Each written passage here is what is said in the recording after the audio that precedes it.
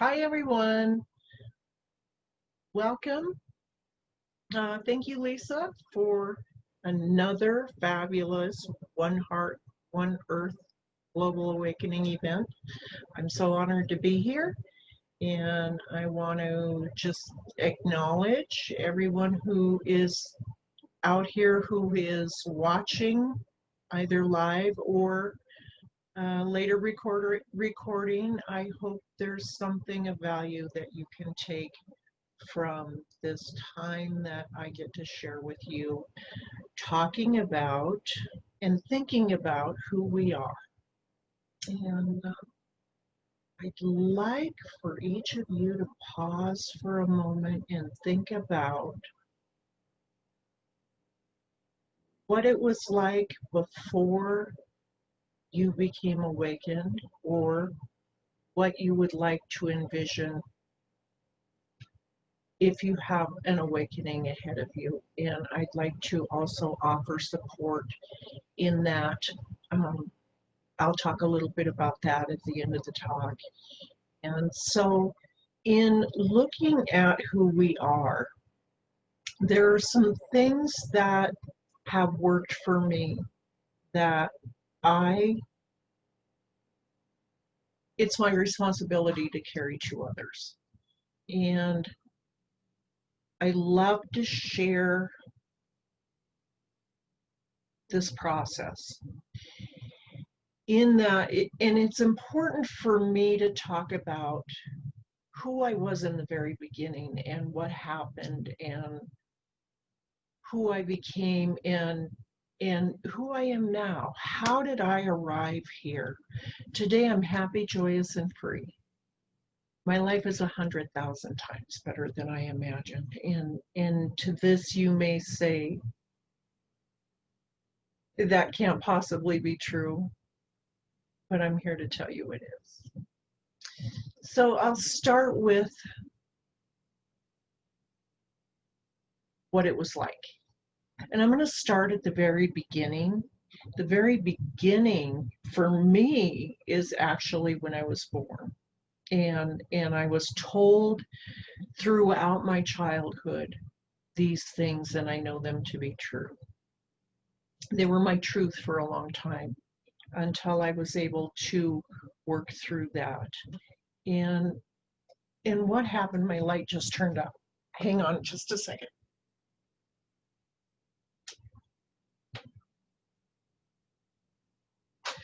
Thank you. When I was born, I wasn't wanted. I was a mistake. I came fourth in the line of 3 other girls, and my dad was desperately wanting a boy. And so I was a big disappointment there. And my mom I don't think she ever wanted children. And they just kind of happened in her life. And so it was made clear to me that I was not wanted.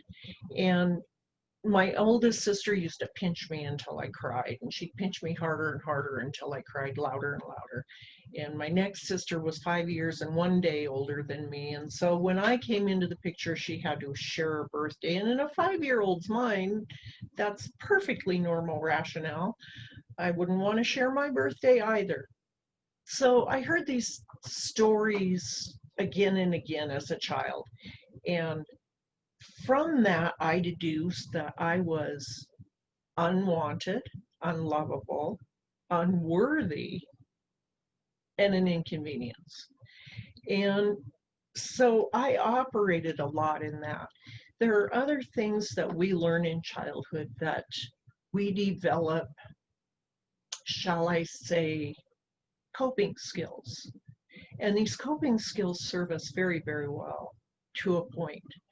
And when we reach adulthood, perhaps these coping skills cause us great problem. As was the case for me. I wasn't encouraged to feel as a child. I remember when I was very young in the crib, I remember a lot of things from being very, very small. And one of them was being in my crib and looking up. I'd been put down for a nap. Mom needed me out of her hair for whatever reason. And excuse me, she had put me down for a nap and was laying on my back and looking up, and these gremlins appeared to me, and I see them up there, and there were 3 or 4 of them, and they were talking amongst themselves, and I couldn't understand what they were saying, but I knew it was something about me, and it frightened me, and I cried. And I cried and I cried, and Mom came in and she told me I needed to be taking a nap, that she wasn't going to hold me, and so I learned from that. I learned that who I thought was my protector was not going to protect me. So I developed skills around that. And a lot of things when we were growing up were carried in silence.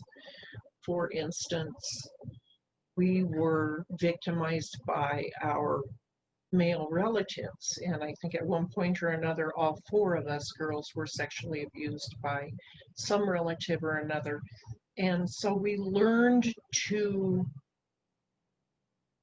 protect each other, but first and foremost we learned that it was sort of a save yourself kind of situation, so we learned to protect ourselves in various ways, and one of mine was by exhibiting anger. So I carried all this anger, all this resentment around with me, and despite all that, I was a generally good-natured child, and I remember Mom telling me I was sweet and kind, and I was such a good child, and she didn't know what happened. Why did I turn into such a brat when I hit puberty? So I remember a time when Mom had taken me to church. A friend of mine had told me that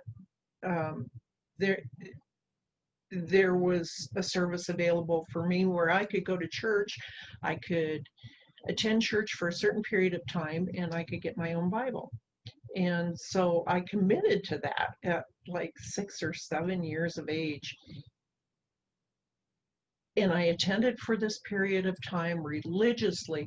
And Mom dropped me off at the church the first Sunday, and it was the wrong church. Apparently, my friend was not there, but there were some very kind and generous people there that sort of took me under their wing, and I sat with them during the service, and I got connected up with the Bible school, which I really have no memory of.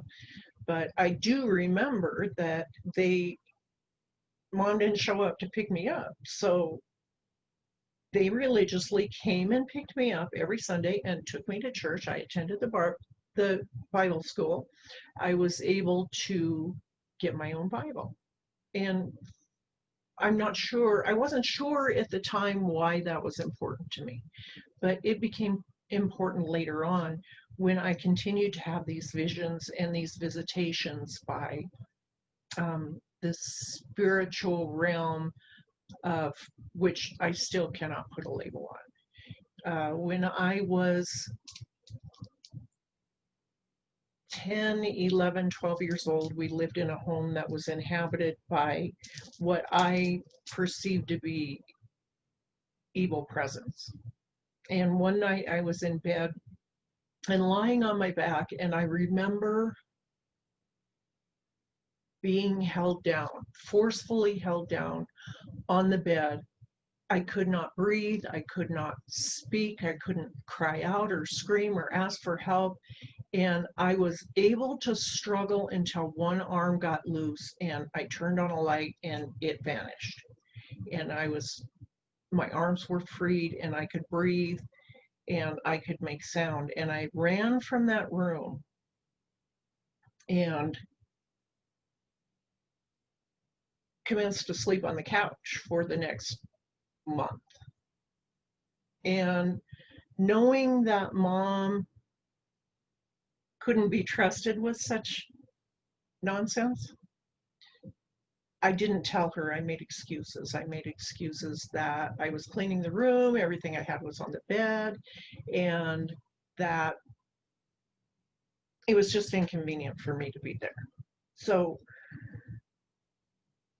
When I did return to that room, because she kept badgering me about it, I took that Bible that I'd gotten when I was a small child and I read it cover to cover. And while I understand that that isn't what everyone's belief system or understanding is, it serves purpose in my situation, as it was a book of beautiful, horrific, and interesting stories that gave me comfort.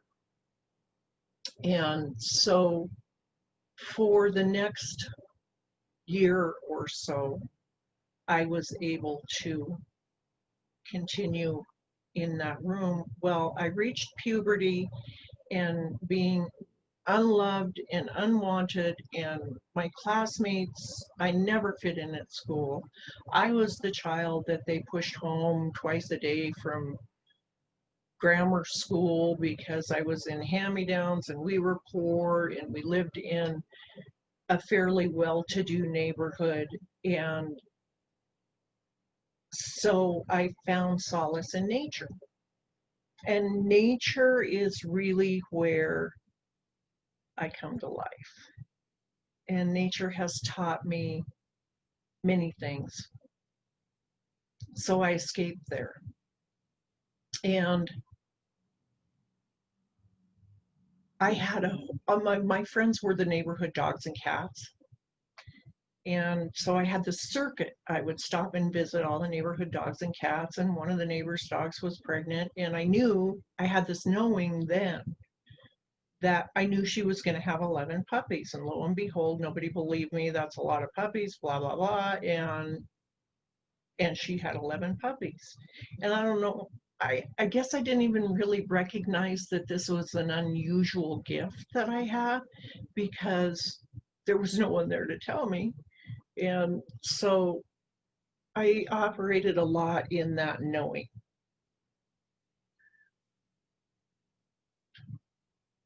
When I reached my teen years, a lot of things began to manifest in my personality that represented those survival skills, those childhood survival skills, and this pervasive feeling of not being wanted or worthy or loved.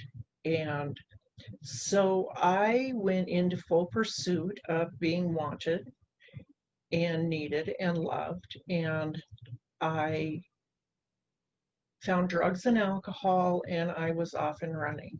And it wasn't like I drank on weekends or I was slowly introduced to drugs and alcohol. At the age of 8, I had drugs introduced and alcohol introduced, and from that day forward, that was my answer. My answer was drugs and alcohol, as they numbed these feelings of anger and pain, and certainly I don't want anybody feeling sorry for me, because those things turned out to be a gift. I learned to treasure hunt those tragedies, and I'm very glad it happened that way. So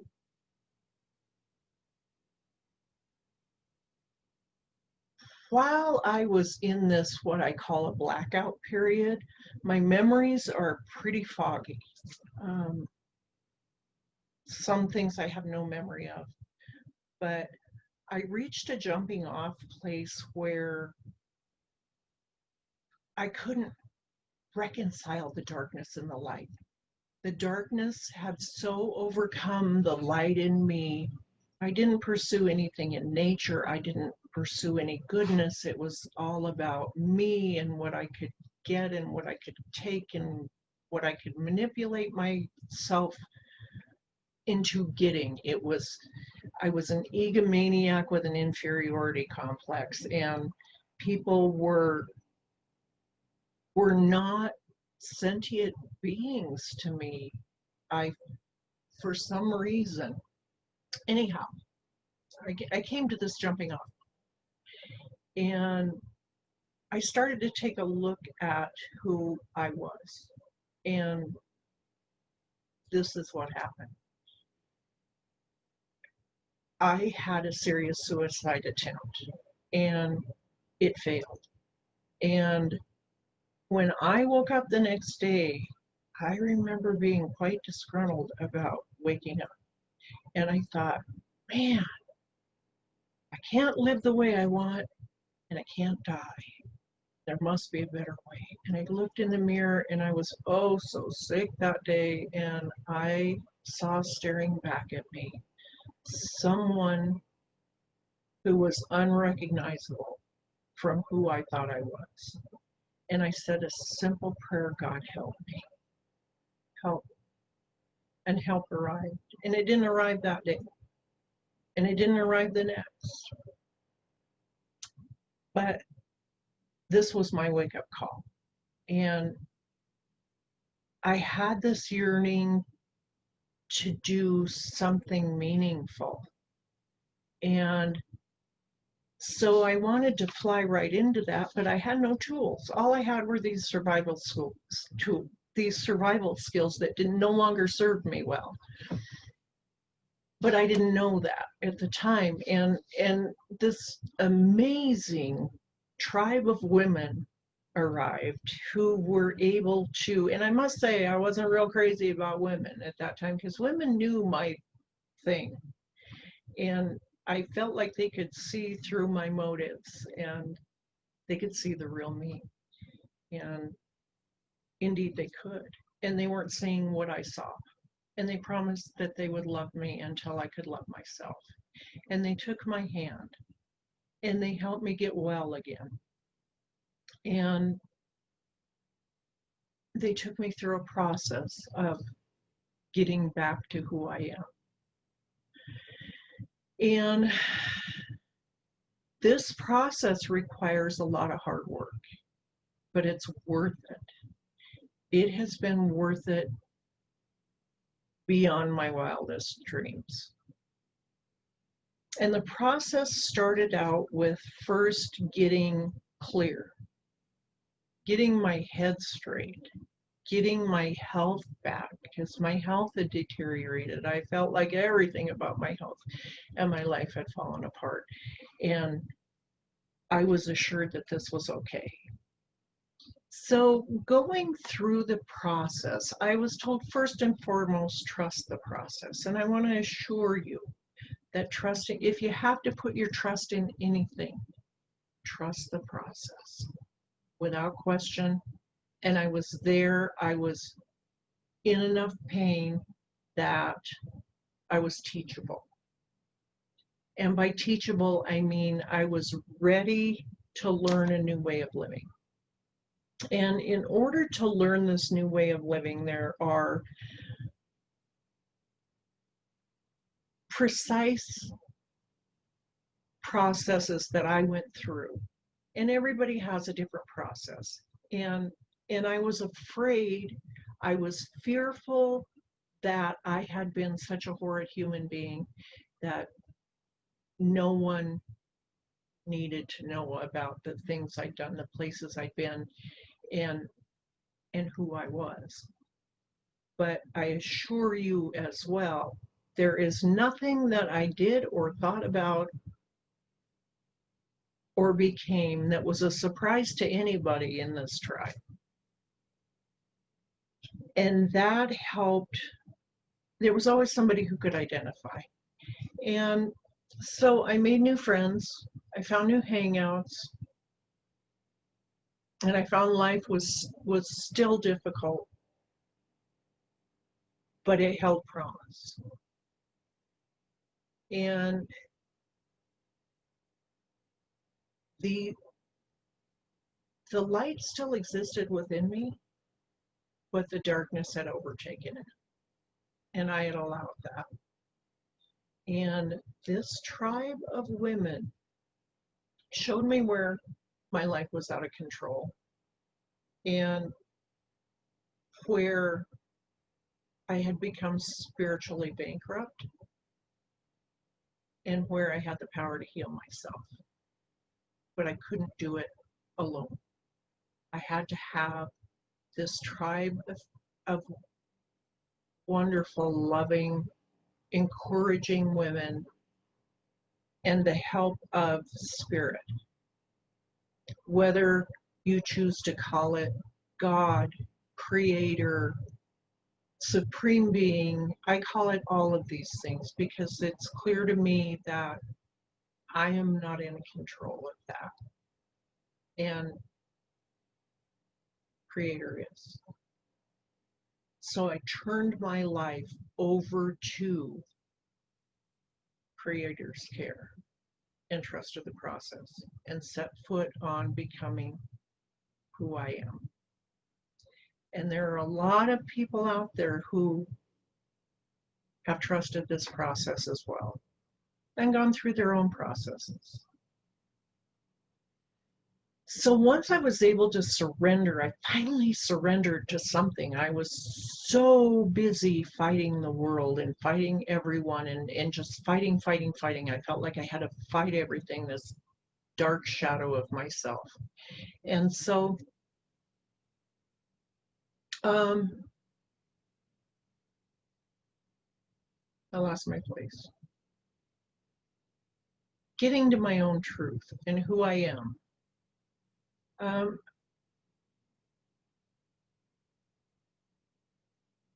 The process started with figuring out what I was so angry with. And I wasn't just angry, I was rageful. I had this burning rage inside of me. And so I was able to look at, just to use a simple example, since you already know my history with my mom. Mom, I'm mad at mom. So I was mad at mom. Why was I mad at her? Because she didn't love me. And how we're affected by that is meaningful, because looking at how we're affected by not being wanted, not being loved, not being worthy, not being enough, says a lot about how we pursue to resolve that with and without these spiritual tools. And so I was in the pursuit of being loved and wanted at any personal cost to myself. In fact, I found myself giving myself away a little piece at a time in these relationships and these places and these things until I was not there anymore. The darkness had overcome me. And that is what led me to this suicide attempt. And so when mom didn't love me, it affected my security, it affected my spirituality, it affected my pride and my self-esteem, and on and on and on. The list was very long. But I had to really break it down and look at these little pieces. And so where did I set the ball in motion? In some of these things I was so angry about, there were times and places and events where I set the ball in motion and chose to be the victim of those, which only fed this darkness within me. And in mom's case, I didn't have any responsibility over that.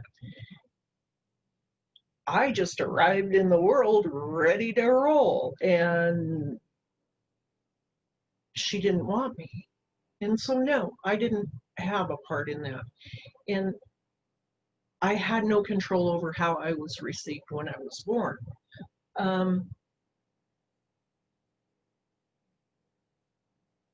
Then I got to look at the anger about that. And was my anger real, justified, or imagined? You know, was I justified in being angry? Well, maybe. But really, was I unloved? And was I unwanted? And the answer to those things were no. So therefore, this anger with my mother was imagine. It wasn't real. It was something I had worked up and operated on and allowed the darkness to overtake this piece of me. And because Mom and I became pretty good friends, actually, and she would take me in her arms as an adult and rock me and love me.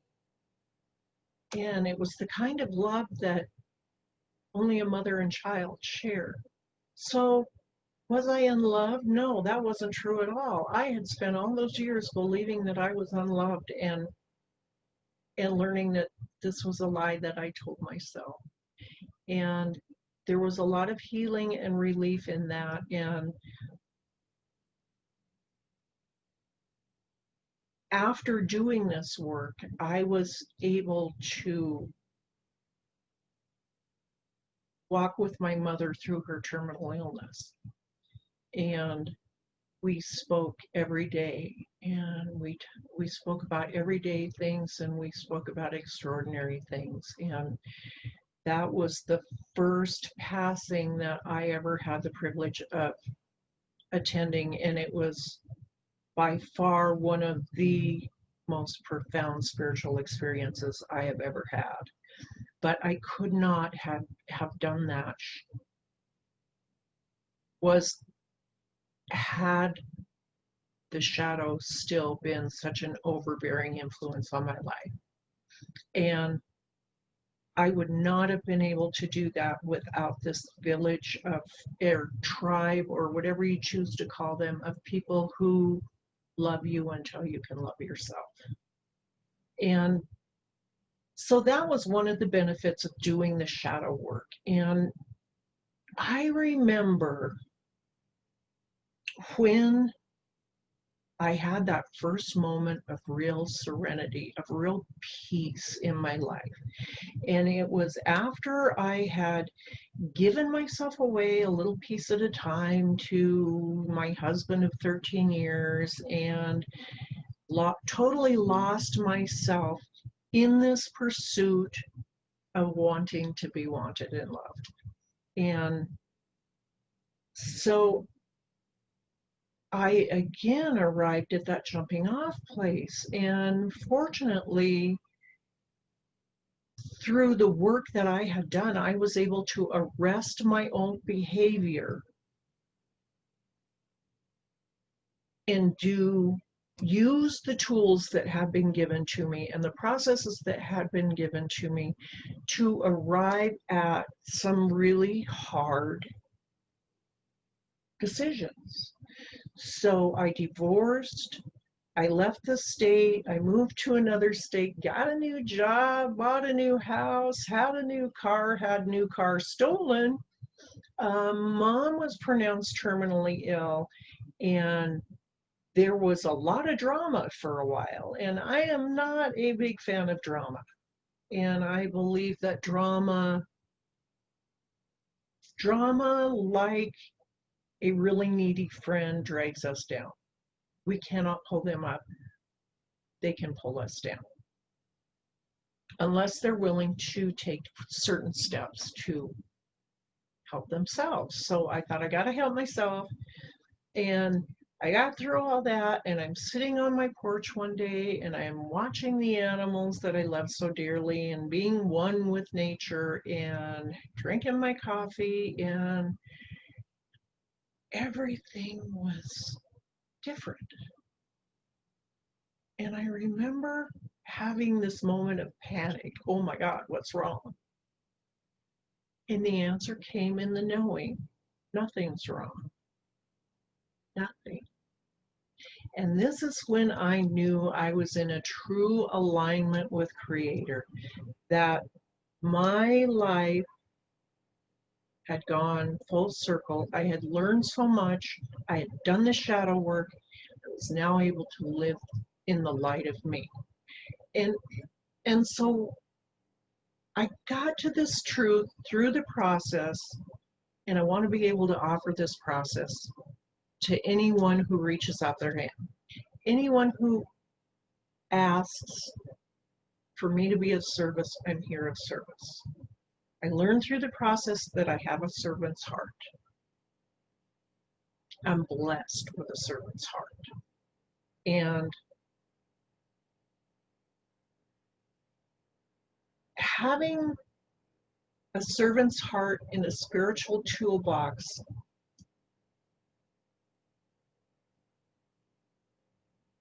has brought me back to who I originally was, that sweet and kind and generous child. But I arrived through doing the work with boundaries, with self-love, self-care, and this amazing tribe of people that continues to grow, who I love dearly and who have offered this new way of life. I'm remarried, I have the perfect husband, and I sometimes had to pinch myself when he came to live here. I have one hard and fast rule in my house, and that is there's no yelling unless the house is on fire. I've had quite enough of that, thank you, and it's not necessary. If someone's yelling at me, I'm not hearing them. So that's one of my boundaries, and I was not able to articulate that when I lived in the shadow, or the shadow lived in me, rather. So who am I? Who am I today? I am a highly favored and blessed child of Creator. And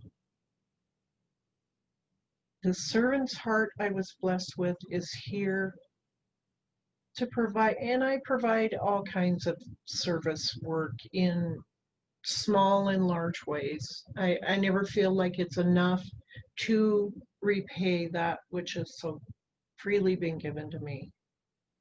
So that being said, I want to offer this process to anyone who asks. You can find me at keri.brackett@outlook.com. Excuse me. If you send me a message, I'll respond as quickly as I can, and we can talk about what that looks like. I've shared here, but just a little snippet of the process and how it works, and part of the reason it keeps working for me is because I keep my foot in service and following the greater design that was laid out for me. So that being said, thank you everyone for being here. Thank you, Lisa, for facilitating. You've been such a good friend to me through all the years. When I first met you, I believe I was still pretty raw, and we were both sort of on our journey of getting back to ourselves. And to all of you out there, thank you for being here. Thank you for making this event as good as it can possibly be, and the outreach has been tremendous, and continue to help us reach out. Thank you so much.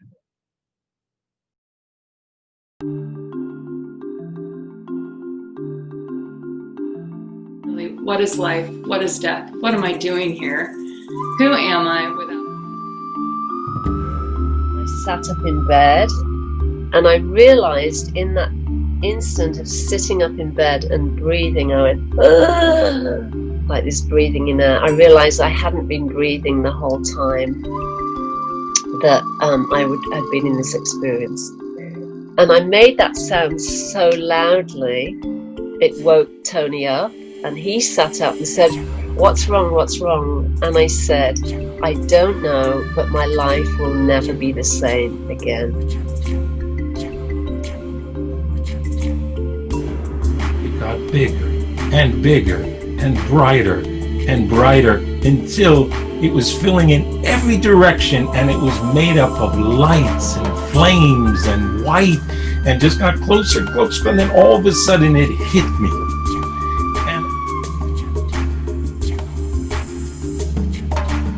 But suddenly there was like this kind of like this portal just opened, that there I could just sense that I have access to all the information in the universe.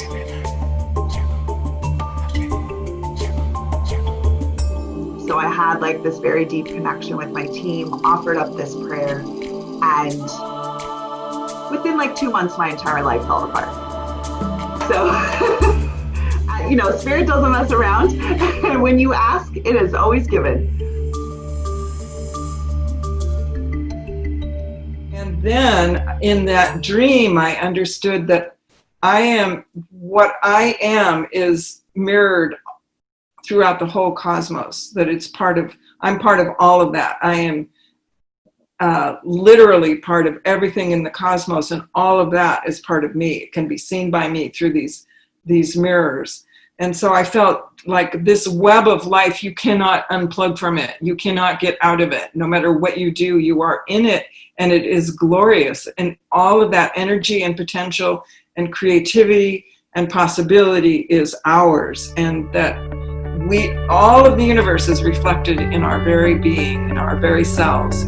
And everything that we are is reflected throughout the whole universe too. There is no separateness. There is no such thing as anything being separate.